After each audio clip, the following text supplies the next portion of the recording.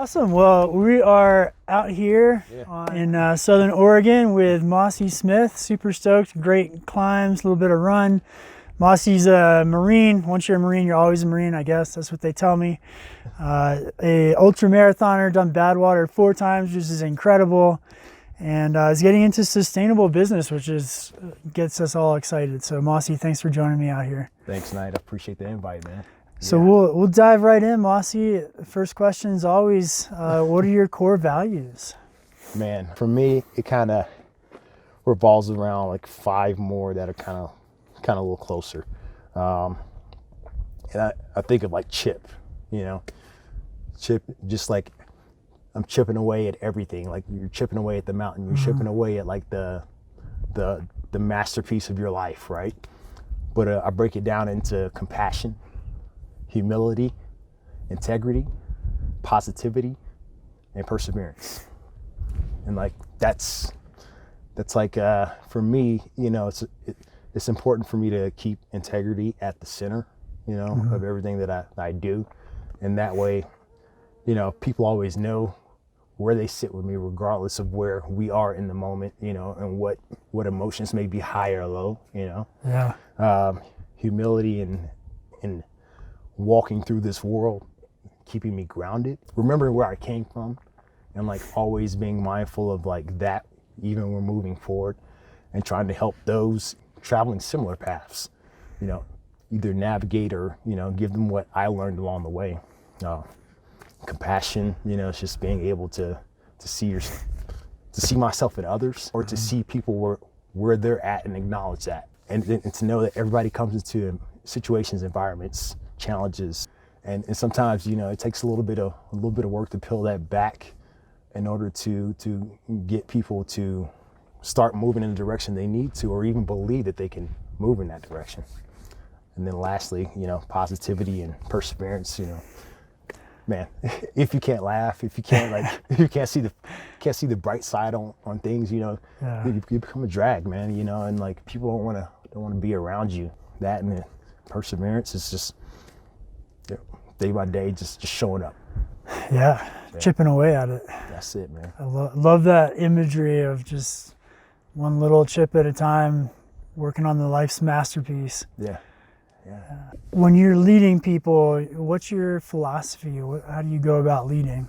It goes back to something that I learned from my grandma and my mom growing up. It was always leave something better than you found it. And usually when they were telling me, it was like, hey, clean your room. Sure.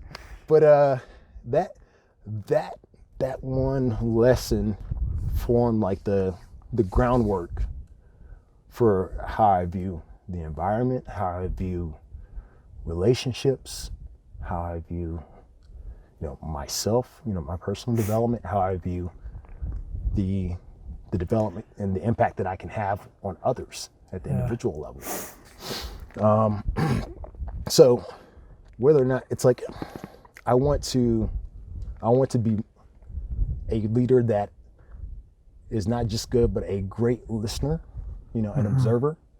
And that, for me, that means being present with others in the moments that we have together, being receptive and open to knowledge, regardless of where and who it may come from.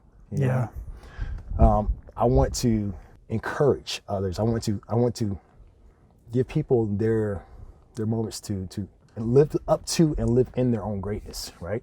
And so for me, that comes into play where it's like, if I'm able to shape conditions and facilitate, challenges, roles, tasks at work, whatever objectives we may have for that fiscal quarter, it's like, all right, if I can give something to another person, whether they have the belief that they can do it or not, sometimes all people need are just challenges on their plates.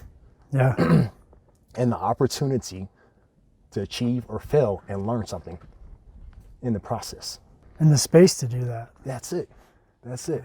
I think like, it's like, people don't necessarily need a handheld, but like, we all need just a shot. Yeah. So. Yeah. I see you living that out, picking up trash all the way up the trail. Leave it better than you find it. And that's such a great way to think about meeting people and relationships and leading. And that's great. Yeah, man. So you're kind of a badass, like Badwater, one of the hardest races out there. No, bro. No. You know, I wouldn't necessarily want to do all the crazy stuff you've done. What do you take away from that? How does that make you a better person, a better leader? Man. Those challenges are sometimes, well, for me, those are self-imposed, right? Right. You know, and that's a privilege. I am very blessed to be able to do that. I see that and I acknowledge that. For me, it allows me opportunities to stress myself, to sometimes be able to do something that I enjoy for the benefit of others. If that's especially so in a fundraising aspect. Mm-hmm. But also, you know, it gives me a reminder that, hey, your shit still stinks, man. You know, sometimes like, you gotta, like here's a flaw, here's another flaw. Yeah. What are you doing to come into these situations prepared, and how are you helping others through these adversities in the moment? I take away those aspects of preparedness and like dealing with, I guess, you know, how to wrangle chaos in the moment, and try to apply that to, you know, different scenarios at work, and trying to help, you know, my peers, the people that I'm privileged to serve and to lead, you know, be able to step back in the moment and like realize, okay, like, hey, yeah, we do have a little bit more control than we thought we did. But let's identify some of the components of what we're facing, that we can put our hands around, and how can we pull this all back in and kind of steer it to where we need it to be. So yeah, these little bouts, like, yeah, they'll always be important. And whether or not it'll be ultra running, you know, that's what it is for now, for this season. Mm-hmm. It could be something different later on down the road, but yeah. Yeah, that's awesome. Humility is one of your values, and giving yourself the challenge and opportunity to fail too. Yeah. That's where we grow. Dude, this, yeah, I think that there's so many practice sessions I have like out here. I just think about, you know, the places I've been and the places I haven't been where I wanted to go because of, you know, my own failures. I've had to pull off, mm-hmm. you know, and it's just like, well, damn, what did we learn from here? You know? Yeah. What gear do we need to bring? Like, what did we learn about nutrition? You know? Yeah. And like, okay, cool. Like, you got something else that you can carry on forward. Yeah. Anyhow. Great.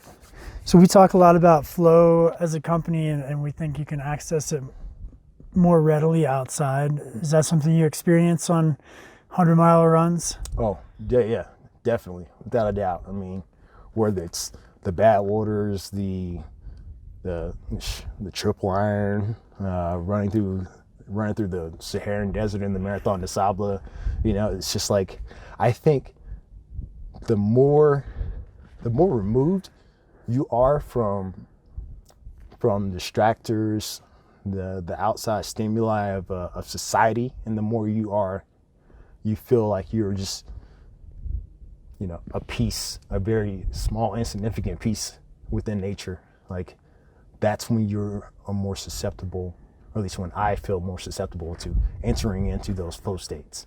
Mm-hmm. You know, and for me, like, yeah, that didn't happen until probably 2012, I want to say.